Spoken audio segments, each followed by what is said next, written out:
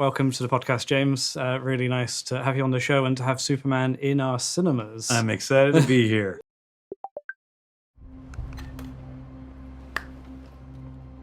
Ready? Let's do it, Cronkite. Pitch Us Cinemas, we're all at that big screen experience.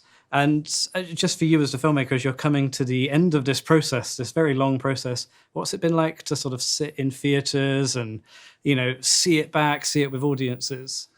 I honestly haven't really done that. I am, a lot of the cast is waiting to see it at the premiere. And wow. I'll be honest, I've watched it with a lot of audiences because I test screen a lot. And not only do I test screen with audiences, that we, recruit, I test screen it with friends, with directors like Jason Reitman and Drew Goddard that I have come in and watch the movie and give me notes.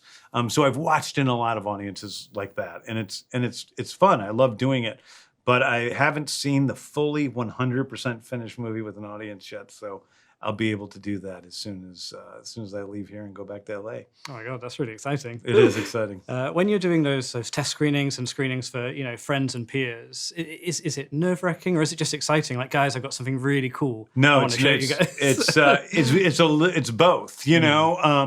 It's both. It's the test screenings with the public are generally nerve-wracking. Like, generally my least favorite parts of doing a movie are that and then the actual release day and weekend and box office and critics and all that stuff.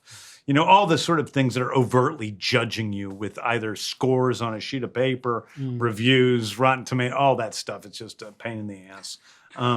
But when I'm showing friends, it's usually exciting and I'm somehow able to take the notes with more of a grain of salt.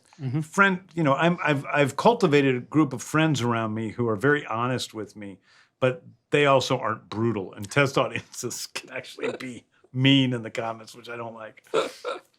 At Picture House, we love showing our movies to people, but we also specialize in dog-friendly cinema. Oh, that's great. I love that. I think we've been doing this for 10 years or so, and Supeman is absolutely the next film. Oh, my God. That will be showing to dogs. Oh, I love that. I love that. My dog couldn't go because he attacks dogs on screen. Oh, no. Oh, wow. Yeah, I have tons of videos of my dog attacking Crypto on screen. He attacks any animal on screen, even though Crypto's based on him. So he attacks, he's totally torn up all the furniture around my screen, the wallpaper around my screen. He hears Superman whistle in the other room, and he comes darting across the house and runs in and attacks the screen because he knows Crypto's coming in the snow. Hopefully the dogs at the cinema will be a little bit more well behaved, but this is a perfect film for that. As soon as we saw the movie, we were like, this needs to be the one. That's right. It's so about all across the country. A man and his buddy hit the dog. When you wrote this film as well as directed it, when you were just initially thinking about what the film could be, Superman's such a rich canvas. There's so much history there. Yeah. How do you start? It must be like finding a needle in a haystack. It really is. I mean, so I have a long process of pre-writing. Before I write the screenplay, I do tons of writing ideas and gathering pictures and listening to music and writing down short synopses of various plots, writing down villains, and just looking for what is it that's at the center of my story. It is very much like sifting through a haystack until I find that needle. But once I find it, then things are pretty easy. So once I found the beginning of this movie, which had to do with Ozu, that's my dog's name, with Crypto finding Superman in the snow, it kind of was off to the races because I knew what the tone was and I knew what the general heart of the film was and I knew who the character was. It was also a little bit easier because I have 50 years of being a Superman fan, where I know, a lot about who he is and who Lex is and who Lois is.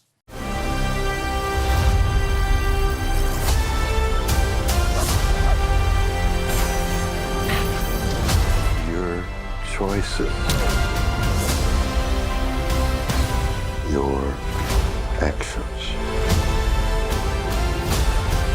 that's what makes you who you are. Was there a particular moment or say element you just were really excited to bring to the screen? Like, okay, I'm doing this movie and I have to have a scene with this in or a shot of that? I was, you know, there are different times, different things. I mean, I think that one of the things early on that I thought of was just the idea of Superman with a little bit of blood coming out of his mouth. And I was like, that's an image we haven't really focused on before. And I wanted to see that. But I also wanted to, I was really excited with the interview scene of Clark and Lois actually talking about their real lives and the way they approach the world and what their morals are and what their differences are, and really seeing those in a human way that we haven't seen them. Not taking anything away from who Superman is as an icon, just getting to know him from a different point of view. That's exciting and fun to me. Absolutely. I think it's really great. You focus on the humanity of the character because he's so impossible in so many ways, but you show him being vulnerable physically and mentally and emotionally in that scene. I do love that relationship between him and Lois. Yeah, I do. I mean, I think that's important. Yeah. I didn't want a Superman who was perfect in any way, and nobody's perfect. Even Superman loses his temper. Even Superman throws the desk across the room with Lex, which he probably shouldn't have done. He should have been a little bit more sober about his way of approaching him. But I think I like even the things that he does that are imperfect are because of the goodness and pureness of his heart. It's so nice in that moment to see Lex being the calm, Yeah. restrained one, and Superman actually letting some emotion out. Yeah, Again, it's things I don't think we've seen on screen before. Yeah. Well, I love that little moment where ugly dog in a cape. Yeah. It's like it's just so mean. When you're sort of writing the dialogue, are you looking at anything for inspiration? In particular, I love when, especially Lois, but when Lois and Clark are talking, there's a sort of a His Girl Friday. There's no rat-a-tat doubt to the dialogue. Yeah, His Girl Friday, Preston Sturges, like all those old, it happened one night. Those old fast. I've always loved the dialogue and the musicality. Aaron Sorkin's movies, David Mamet's plays. That's what I really like, dialogue like that. And this was a movie where we could really make that happen with two actors that were able to do that completely. I've written scenes like that before, maybe with actors who are more naturalistic in certain ways. Not that this isn't naturalistic acting, but I just, these two actors were so good at it. I mean, especially Rachel's coming off Maisel. She knows what she's doing. Must be quite good to have those days on the schedule when a lot of days I imagine are very special effects heavy and you don't really appreciate it until you've done all of the things you need to do in post. Well, sort of, but I work much harder on so we shot in Svalbard, Norway, and then we shot in Atlanta. That was our first day, 2 days of shooting. We shot the interview scene. Oh wow! And it's intense. That's a lot of setups. The camera moves are incredibly complicated in terms of what we're doing with the cameras in that scene. So it was really quite heavy. Whereas on a day when I'm going in and shooting action, sometimes it's hard to get the action right, but the truth is I have it all planned out. And so, there's usually a long time between setups. My days are usually easier on those days. I see. It keeps you on your toes then. Yeah.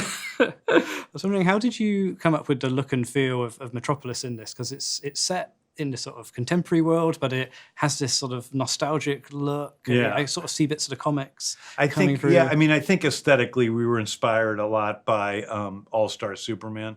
So there's a lot of the colors from All-Star Superman we use, colors by Jamie Grant. He's the colorist that did that. And then we have, but I really wanted to keep that Art Deco style. And that's why we shot in Cleveland, because there's a lot of these old Art Deco buildings and Art Deco interiors that would match what we needed for the film. But also, just keeping it, grounded. So it's not like it's Tomorrowland, Yeah. It's just like the Daily Planet's got this really nice look to the office, that sort of open plan, and I love how people can like spin their chair around and become part of it. Yeah, that was in Macon County, Georgia, of all places, the Harriet Tubman Museum. It's an old train station. Oh, wow. Yeah. It's pretty cool. It's a pretty cool location. When you find those locations, it must be sort of like, oh, pinch me. This is. It's too good to be true. Well, a lot of times, like Beth Mickle, our production designer, brought in pictures of that particular location. I was like, I think that's right, but I can't. She's like, I'm going to put the desks here, and it's going to be like this. So I'm thinking that it works, but it's not really till I go onto the location and see the actual designs for how they're going to fill it out that I go, oh, that's definitely the place. So I had to drive down there and see it before I could say yes for sure. Superman. He's not a man. He's an it. I was really pleased to see John Murphy was on scoring duties for this. Big fan of his work. Loved that Sunshine soundtrack. Yes. Loved the work on Suicide Squad. Yeah. What's it like re-teaming with him? And what did you talk about with him about how the film should sound? Well, right away I told John and Dave Fleming, our other composer, that we were going to use the John Williams score. But I wanted to deconstruct it and reconstruct it and use little pieces of it in different ways, which we do. And it's a lot of fun kind of taking that John Williams' beautiful music apart and using it in different ways. I actually give John Murphy the script as soon as it's done, and we start writing music then. And so like that Superman theme that you've heard that's based on the Williams theme, that was written at that point. The stuff with the love theme with Lois and Clark, that was written, 6 months before we started filming, and then we play it on set. Oh, wow. Like when they're hanging from the wires kissing, I'm blasting the love scene in that place so that we're all in the same space, like melodically in terms of the camera operators, the riggers moving the wires, and then of course Rachel and David. It must be such a gift to have that. Yeah, it's really Wow. fun. It takes a lot of planning that people aren't, always willing to do or don't always have the luxury of doing. But I feel real great that we can do it for people. Oh, amazing stuff. I just, as we wrap up, when the movie opens, are you ever tempted with one of your films to sort of sneak into a public show and just sort of sit at the back, see what's going on? Nope. Yeah, let me tell you something. Like, I've seen the movie so many times. I'm excited to go see it at the premiere, and I'll experience it completely and fully. But I've seen the movie so many times that, like, I started watching the 3D version the other day to okay all the 3D, and I'm like, oh my God, shoot me in the head. I've seen this thing. It is a lot. So I'm ready to let it go and move on to what's next after the premiere.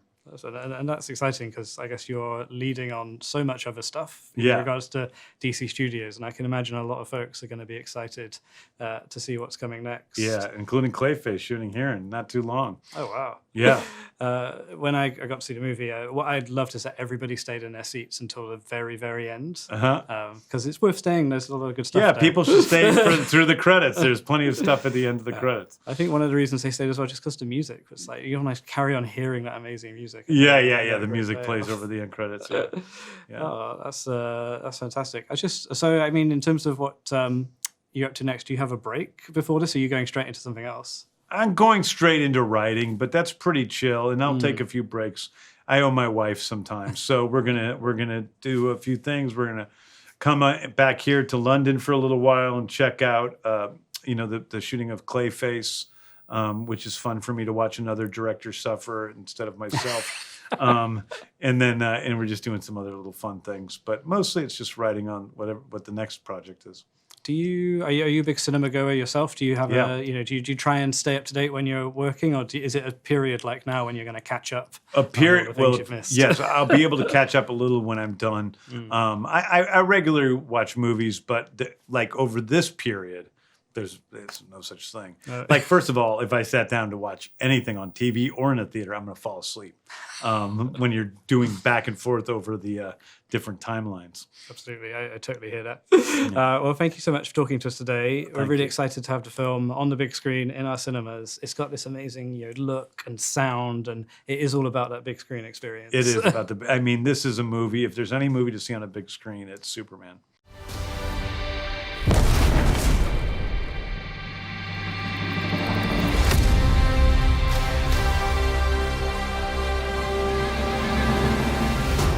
You have a dog?